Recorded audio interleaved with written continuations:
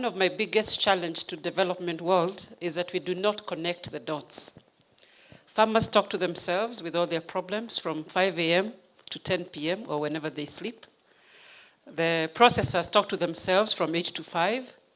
The marketers talk to themselves from probably 9 to about 4. They have a better time and maybe more profit. The brokers talk to themselves from 5 a.m. to 1 p.m.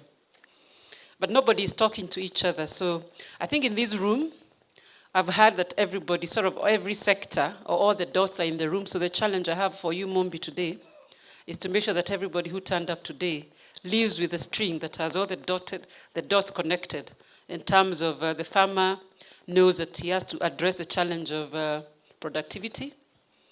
I think most of the people here are East Africans today. East Africa productivity of cassava, sweet potato, and the root tubers is, I think, well below 30. Probably potatoes is better. Sweet potato is below 10. Nigeria is showing off that they're up to 50. So we need to get to know what people in Nigeria are doing better than we can do. They probably eat a lot more of it, but I think we have a very big challenge. When you talk to farmers, nobody seems to have these discussions with farmers in the room. We are not listening enough. We probably drive from top to down and give them their solutions. And then the cycle is not broken and it's not sustainable. If you have a broker, the broker is the cleverest of them all. They know that I can buy for 5 and I can sell for 20 because I'm the one linking. And in there between, I can be very handsomely rewarded. The marketer has a challenge. He has no consistency of supply, of quality, and he'll complain about the price. So the farmer is complaining about the price, and the farmer is saying, I have no market.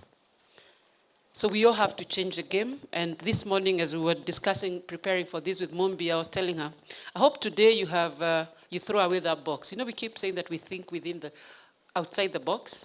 I think we need to start throwing away the box and say, as we are talking about even our commercial villages, I know we have made progress and moved from the cheaper that didn't work. We probably are going to launch a much better one next generation.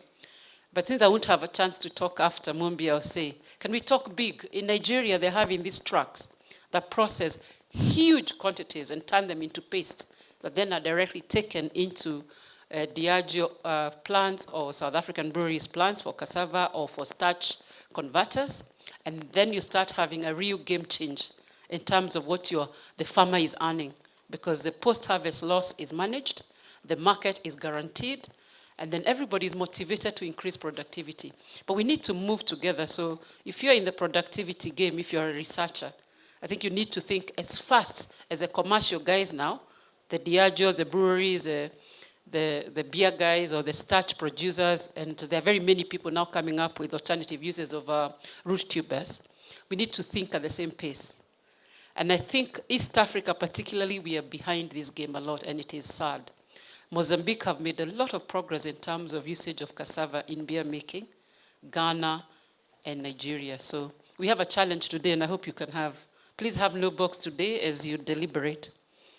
But just remember, for you to get in discussions with those big players, because they're really big boys, they'll certainly sustain your market and they'll make it profitable, but they require supply certainty, quality certainty, price stability. So even taking our farmers to the next level in terms of how does a good contract look like? How do I even start contracting with somebody? Where will I get a guaranteed seed? How will I know how to produce the agronomy of the cassava? When, where, and where not to plant so that I can sustain my productivity? That also have to be put in the equation. But I'm sure I'm talking to the converted, to the people who know how to do with this. So I'm told that the value in Kenya alone for sweet potato is about $50 million. I think we need to exploit that. I'm sure it can be bigger if we do all those things that I think you deliberate on today.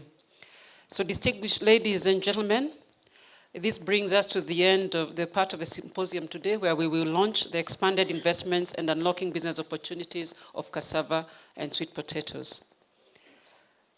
The new project will assist AGRA to deploy more smallholder farmers in the improved cassava value chain, and the seeds have been developed by our own program, which is Africa PASS. It's called PASS, Program for African Seed Systems, both in Kenya and Tanzania.